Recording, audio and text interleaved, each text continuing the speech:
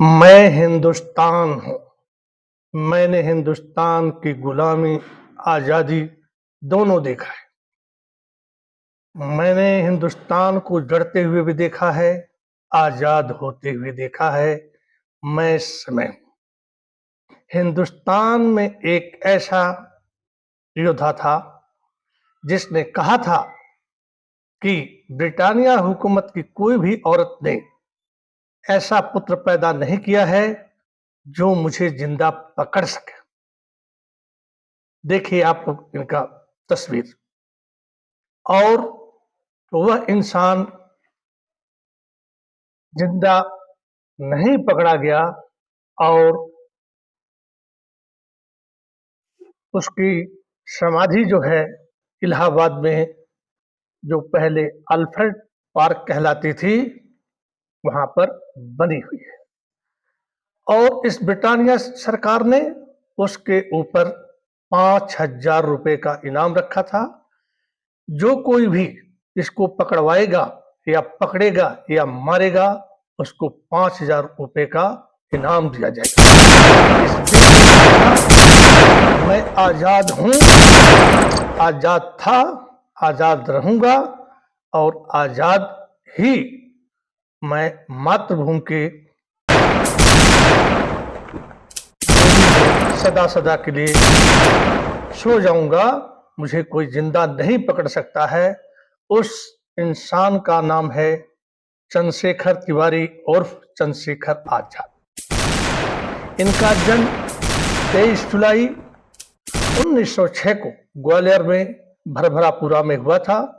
इनके पिता पंडित सीताराम तिवारी, माता जो थी जगरानी थी। ये जब बनारस में पढ़ रहे थे 1921 में, गांधी जी ने असहयोग आंदोलन चलाया था।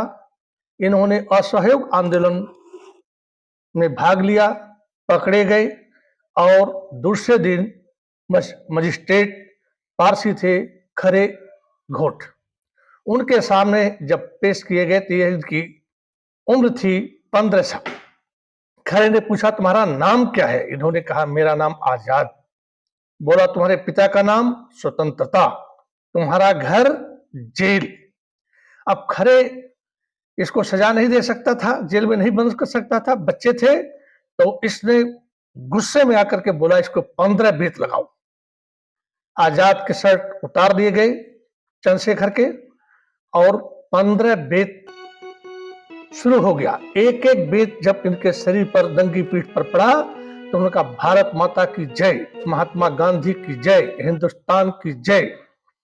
और 15 बेत खाने के बाद जनता भी वहां देख रही थी, भारत माता की जय की नारे लगाई और इनको अरेस्ट होने के लिए और 15 बेत की सजा खाने के लिए 3 आने उस समय इनको मजदूरी दी गई, एवज में दिया गया 15 बेत खाने में। इन्होंने वह 3 आने मजिस्ट्रेट खरे घाट के ऊपर उसके मुंह पर फेंक दिया। उसके बाद जब महात्मा गांधी ने 1922 में असहयोग आंदोलन वापस कर लिया तो इनको बहुत बड़ा दुख हुआ और उसके बाद यह जो है देश को आजाद कराने के लिए राम प्रसाद बिस्मिल से जा मिले। उस संगठन में का नाम था HRA, हिंदुस्तान रिपब्लिक एसोसिएशन, या उसको कहे आरबी।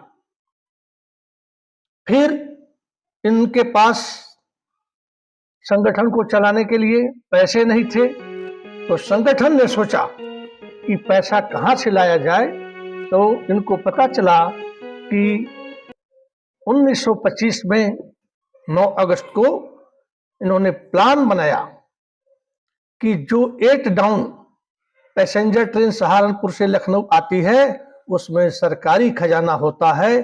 तो 40 आदमियों का संगठन इसमें तैयार हुआ और 10 आदमी ट्रेन में चढ़े, जिसमें राम प्रसाद बिस्मिल, चंद्रशेखर आजाद, असफुल्ला खां, राजेंद्र लोहड़ी, ये सब लोग ट्रेन में चढ़े और लखनऊ के पास एक काकोरी गांव है, वहां पर ट्रेन की चेन खींच दी गई और भी जो उस समय पर पहले से प्लान बनाए हुए थे वहां पर खड़े थे उस ट्रेन को। के खजाने को लूट लिया गया। उसके बाद लाला लाजपत राय की जो हत्या हुई थी 17 दिसंबर 1928 को डिप्टी सुपरिटेंडेंट सैंडर्स की हत्या की गई और उसमें भी चंद्रशेखर आजाद थे कवरिंग फायर देने के लिए। अब जो काकोरी कांड था उसमें से सारे बहुत से लोग पकड़ लिए गए और पकड़ने के बाद उनमें से राम प्रसाद बिस्मिल, अशफाकुल्ला खां, राजेंद्र लोहड़ी, रोशन सिंह ठाकुर, इन सबों को फांसी की सजा दे दी गई और कईयों को आजीवन कारावास की सजा दिया गया, कुछ को काला पानी की सजा दिया गया। संगठन टूट गया। तो भारत सरकार चंद्रशेखर आजाद के पीछे पड़ी थी, क्योंकि दो केसों में, काकोरी कांड में ब्रिटानिया हुकूमत के लिए बड़ी शर्म की बात थी कि यहाँ के नौजुकों ने उनके खजाने को लूट लिया और डिप्टी सुपरिटेंडेंट की हत्या कर दी गई। इनकी खोज करती रही, सब लोग पकड़े गए, लेकिन आजाद तो आजाद ही थे और आने वाले थे नहीं। अब भगत सिंह का केस जब चला तो उसमें उनको भगत सिंह, सुखदेव और राजगुरु को फांसी की सजा सुना दी गई थी। उस पर बड़े बड़े वकील लगे हुए थे, लेकिन सरकार नहीं मान रही थी। उस समय के जाने माने बैरिस्टर थे मोतीलाल नेहरू, चंद्रशेखर आजाद और सुखराज एक उनके साथी थे। उन्होंने सोचा कि क्यों नहीं इलाहाबाद चला जाए और पंडित मोतीलाल नेहरू या पंडित जवाहरलाल नेहरू से बात किया जाए, कम से कम उनकी फांसी तो खत्म कर दी जाए। यह लोग इलाहाबाद में आए, आनंद भवन गए, पर वहां पर न मोतीलाल नेहरू से मिले न जवाहरलाल नेहरू मिले। अब इनके पास सारा संगठन टूट जाने की वजह से हथियार भी अंग्रेज गवर्नमेंट ले चुकी थी। अब इसके पास संगठन को चलाने के लिए न हथियार था न पैसा ही था। उस समय इलाहाबाद में एक इन्हीं के संगठन का HSRA, अब ये संगठन बन गया था हिंदुस्तान सोशलिस्ट रिपब्लिक एसोसिएशन। इसके अध्यक्ष पंडित चंद्रशेखर आजाद थे। ये वीरभद्र तिवारी वहां पर रहता था, यह पूरे पैसे का देखरेख करता था। उसके पास गए और आजाद ने कहा कि तिवारी जी ऐसा कीजिए कि आप बैंक जाइए और पैसा निकाल कर लाइए, मुझे नवयुवक भर्ती करने हैं और हथियार खरीदने हैं। तो तिवारी ने कहा कि ठीक है पंडित जी, मैं पैसा निकाल कर लाता हूं, आप अल्फ्रेड पार्क में मेरा इंतजार कीजिए। आप बे और सुखराज अल्फ्रेड पार्क चले जाते हैं, वहां बैठ जाते हैं और तिवारी जो है बैंक के लिए चल देता है पैसा निकालने के लिए। लेकिन दोस्तों, जब तिवारी बैंक की तरफ जाता रहता है तो इसके अंदर का शैतान जाग जाता है और यह सोचता है कि संगठन तो टूट गया, कोई है नहीं अब, तो यदि मैं आजाद की सूचना पुलिस को दे देता हूं तो इनके ऊपर जो 5,000 रुपए हैं वह मुझे मिल जाएंगे पकड़वाने का, और जो संगठन का पैसा है वो भी मेरे हाथ आ जाएगा। और ये उरई का रहने वाला था और मैं उरई चला जाऊंगा।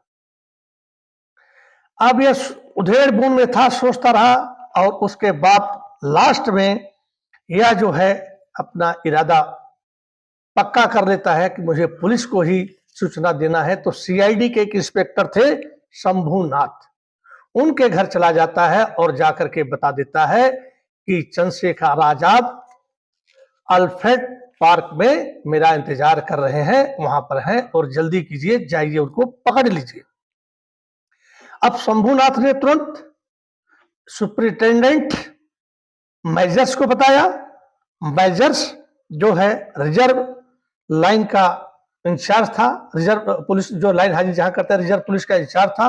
उसने क्या किया, CID के चीफ नाट बाबर, सुपरिटेंडेंट ऑफ पुलिस SP को उसने सूचना दे दिया। नाट बाबर जो है तुरंत सतर्क हो गया और कहा कि 80 पुलिस आदमी लेकर के अल्फ्रेड पार्क आइए, मैं आधे मिनट में पहुंच रहा हूं।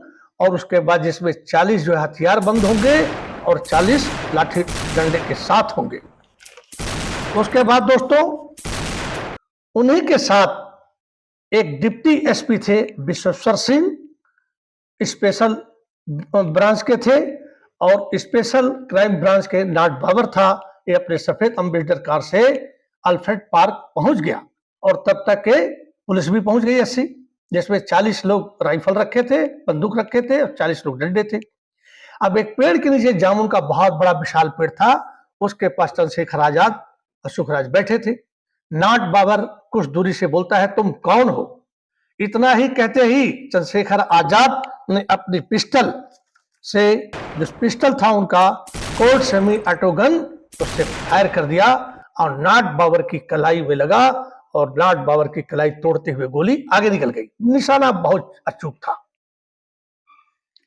इतने में ही डिप्टी एसपी विश्वेश्वर सिंह लुढ़कते लुढ़कते एक झाड़ियों के अंदर चला गया और वहां से फायर किया और आजाद की जान में लगी। पुलिस वालों से कहा गया फायर करने के लिए। हमारी हिंदुस्तान की पुलिस ने उस समय कहा हम फायर नहीं करेंगे आजाद के ऊपर, उन्होंने हाथ खड़ा कर दिया। उसके बाद और भी जो पुलिस वाले थे, जो अंग्रेज थे उसमें से, वो फायर करने लगे। बाबर ने फिर फायर किया, उनके पैर के निचले हिस्से में, नीचे वाली घुटने के नीचे में गोली लगी और जो है उनको फिर जो है घायल हो गए।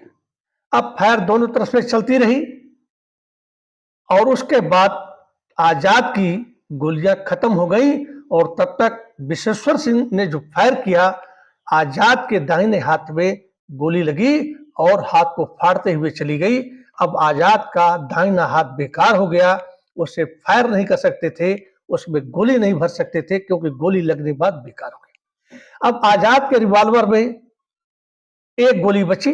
आजाद ने सोचा कि यदि ये गोली मैं इनके ऊपर फायर करता हूं और मैं पकड़ा गया तो मैंने कहा था कि मैं आजाद हूं, आजाद था और आजाद ही रहूंगा। अब ब्रिटेनिया की किसी औरत ने आज तक ऐसा पुत्र पैदा नहीं किया है जो आजाद को जिंदा पकड़ सके। उसके बाद उन्होंने वह गोली रिवॉल्वर को उठाया, अपनी कनपट्टी में लगाया।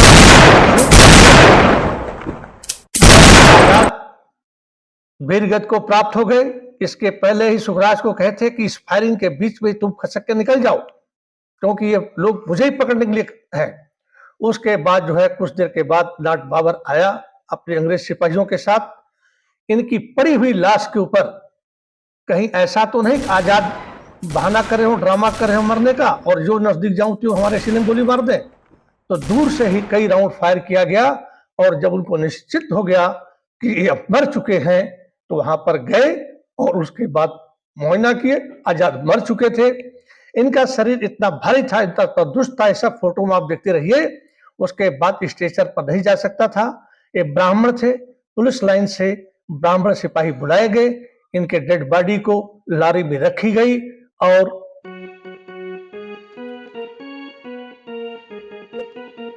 को जो है वहां पर जो 100 दाह गृह था वहां पर ले जाया गया और उसके बाद जो है उस 100 दाह गृह का नाम था रसूलाबाद। रसूलाबाद सौदागृह ले जाया गया। इतने में ही क्योंकि आनंद भवन बहुत दूर नहीं था, मोतीलाल की पत्नी को पता चला, पुरुषोत्तम दास को पता चला। ये लोग जो है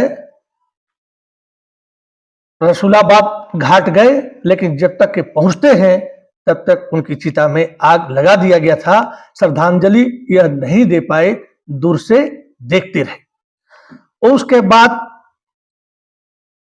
आज जो है इलाहाबाद में जो पुराना अल्फ्रेड लायल पार्क था, आज आजाद पार्क के नाम से हम लोग जानते हैं। और जो भावरापुरा गांव था इनका ग्वालियर में, जहां पर यह भील लड़कों के साथ निशानाबाजी का इन्होंने ट्रेनिंग लिया था, मतलब अभ्यास किया था, वो आजादपुरा उस गांव का रख दिया गया। और इनकी मां जो थी जगरानी देवी को बाद में सूचना मिली कि तुम्हारे पुत्र ने वीरगति को प्राप्त कर लिया है। इनके पिताजी सीताराम तिवारी भी पुत्र का आघात नहीं सके और 1-2 साल में इनकी भी मृत्यु हो गई, इनके भाई भी मर गए। तो उन्हीं का एक साथी जो है उनके मां के चिता को 1951 में आग देता है और वहां पर भी एक स्मारक बना दिया गया है। लेकिन जो वीरभद्र तिवारी ने गुप्तचरी की थी वह जो है उरई भाग गया और उरई में जो है रमेश चंद्र गुप्ता जाकर के उस पर गोली से फायर की बदला लेने के लिए, लेकिन निशाना चूक गया और रमेश चंद्र गुप्ता पकड़े गए और उनको भी फांसी दे दी गई। तो कहते हैं सरफरोशी की तमन्ना अब हमारे दिल में है, देखना है जोर कितना बाजुए कातिल में है।